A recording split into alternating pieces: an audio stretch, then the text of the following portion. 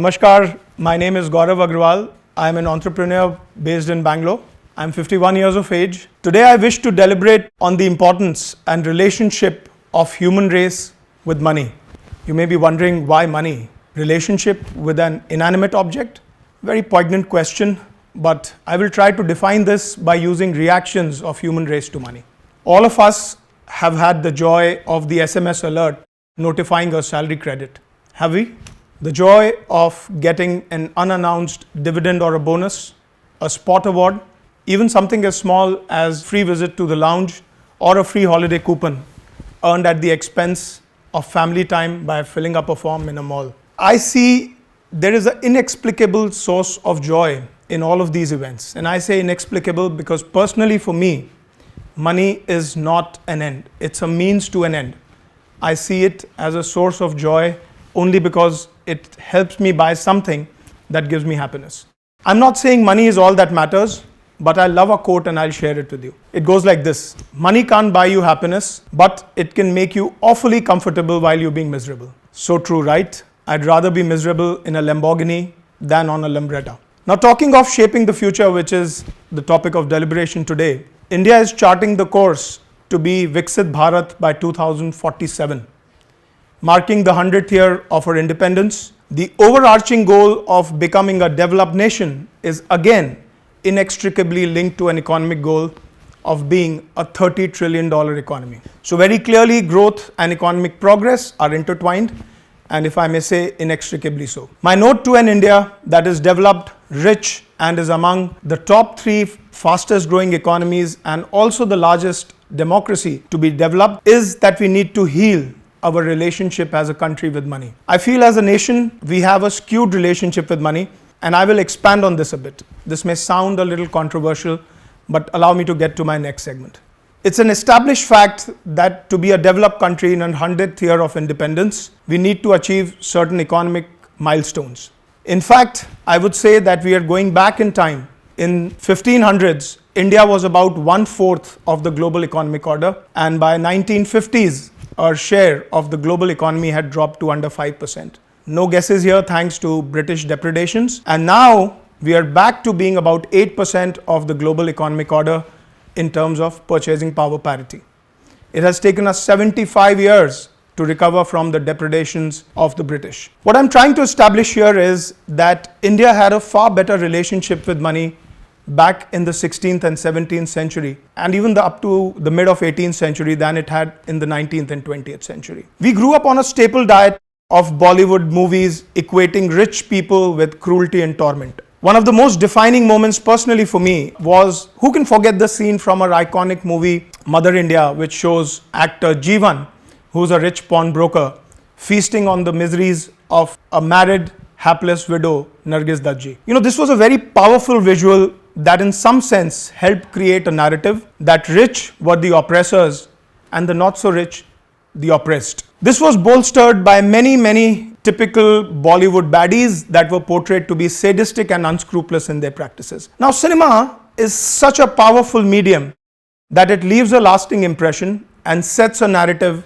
that's very hard to undo or alter. Even today, the rich are shown in poor light in our visual art mediums, and it perhaps finds its roots way back in time. Deep income and living standard inequalities were the hallmark of the British era. We had princes throw garbage in gilded Rolls Royce, and then on the other hand, we had peasants who were staring at survival issues. My submission to the audience today is that we need to unfetter ourselves from the burden of the past and allow a new social order to assure itself. We also need to start looking at the rich contributing towards nation building, self-reliance, respect, and employment. The rich are also our brand ambassadors to the rest of the globe. They are our globetrotters and they represent the new India. Let's just take the example of one of the most respected groups, a very rich group indeed, Tata. We owe our first airline to them, our first salt company to them, our first institute of eminence in research to them, our first 5-star hotel to them, and the list goes on. That is exactly how transformative rich of the society can be, especially pertinent for a growing nation like India. Now let's evaluate what's different between how we treat our rich versus how the Western world treats its rich. The rich in the Western world are respected for their contribution to the nation through employment, as I said, self-dependence, and high share of taxes. They flaunt their wealth, and the electorate is very happy to see them break bread with the high and mighty or the political elite. However, that's not so in India. In India, the rich and the famous find it extremely hard to get the movers and shakers of politics to even be seen in the same frame with them, because the political elite feel that they'll be branded as capitalists, while what the electorate wants and values is a socialist mindset. Now, this is a very, very disturbing trend, and it underlines a huge problem. The rich in India have to downplay their presence, and even in the rare occasion that they do, like a very famous family wedding of a billionaire in India, they become subject of reams, or should I say reels, of ridicule. I would take the example how much an elite particular billionaire in question spent on the wedding. He spent about 4% of his total net worth, whereas an average Indian middle class spends over 20% of their total net worth in a wedding, but was still the subject of outpouring of public outrage and vitriol. Unfortunate, but that's the truth. We all wish to be rich, but we suppress this almost as a subliminal or forbidden desire because of fear of being branded money-minded. Yet as a society, we devour every single audio and video bite that we lay our hands on of these billionaires' lives. Now, this is a contradiction right here. Money is almost, and this is getting a little controversial, but stirring the pot a little bit here, money is almost the rough equivalent of sex in India. All of us want it and indulge in it, perhaps a tad more than the other nations, but we are too embarrassed to admit or accept it. We need to heal our relationship with money and those who own it from disdain to admiration and aspiration.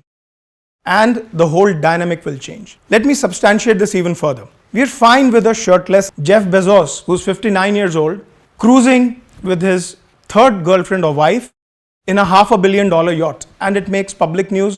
There is no outpouring of hate. We are also okay with Jeff Bezos spending $5.5 billion for spending exactly 4 minutes in gravity-less space. You heard it right, $5.5 billion for 4 minutes of gravity-less experience. Or a Larry Ellison on one day in a whim buying a $300 million island off the Hawaiian coast. And all of this is treated with admiration and respect and some degree of aspiration. In our case, back home, referring back to the famous Bollywood family wedding, Anant Ambani's 8 crore Patek Philippe limited edition watch becomes the staple, national staple for digital and print media for weeks together. A lot of celebrities attending that wedding were ridiculed for buying and wearing luxury brands in public. Here is where the disconnect is. We wish to be rich, but we can't become what we detest. We can't hope to become what we detest. We need to start admiring success and the money that comes with it. I can tell you from my own personal experience, and a disclaimer right here, I'm not rich myself, but I'm working incredibly hard and aspiring really hard to get there in 3 to 5 years. It takes a lot of hard work, sleepless nights, self-assurance. A lot of times in my entrepreneurial journey, I have wondered, and so have my near and dear ones, have I taken the right step? It took me at least 20 steps behind, but then I told myself that sometimes to take a big leap, you need to take a few steps backwards. Also, it takes a lot of sacrifices and gumption. I can tell you, not very proudly though, that in the last 6 to 7 years of building my entrepreneurial brand and my business, I've had to cut off socially. I've not met my relatives.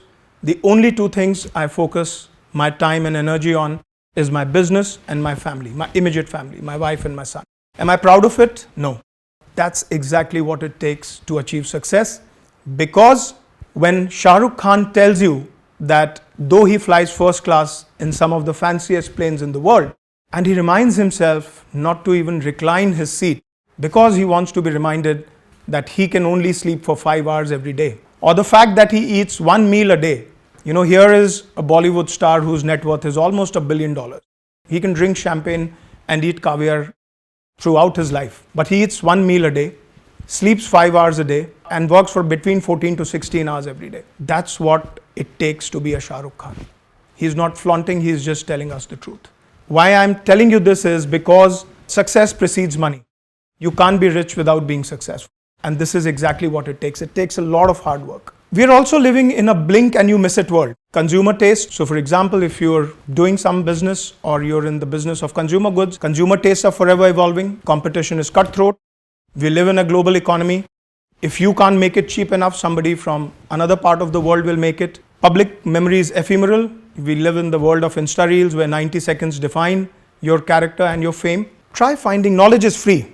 When I was growing up, there was a huge premium on knowledge. Today, knowledge is free. It's available on Google. Try finding successful career in this environment. It does consume you. But then I believe rough roads lead to beautiful destinations.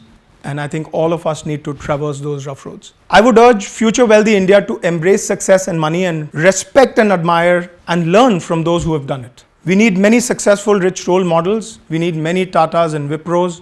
And we need these stories to be shared. Today, the rich and the mighty do not share their success stories for the fear of ridicule.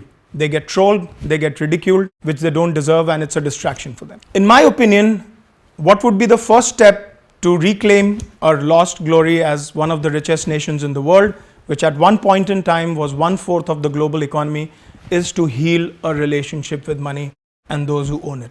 Taking another sort of page in the same book, we are not taught money management in school, graduation, or even in topmost B schools. 70% of India's savings lies in banks, which earns net negative returns. People continue to increase a larger portion of their savings and wonder why aren't they getting rich. So getting rich is not only about saving, it's also about right investing. Here, though slightly out of context, I'll give you a personal rule that I've had, and that's the rule of 20-20-20. If you can save 20% of your earning, generating 20% plus interest, of course over a period of time, for 20 years, you'll be rich. Of course, there's a threshold, and I'm assuming if you're watching this TED Talk, you're above that threshold. Money is also energy in motion. You put it to work and it'll work for you even while you sleep. And that's what most billionaires realize. Even though I'm an eternal optimist, but I truly believe this is a momentous period for economic growth in the country, and no person is rich enough to buy his past. So get off the blocks and make India rich again. Jai Hind, and thank you very much.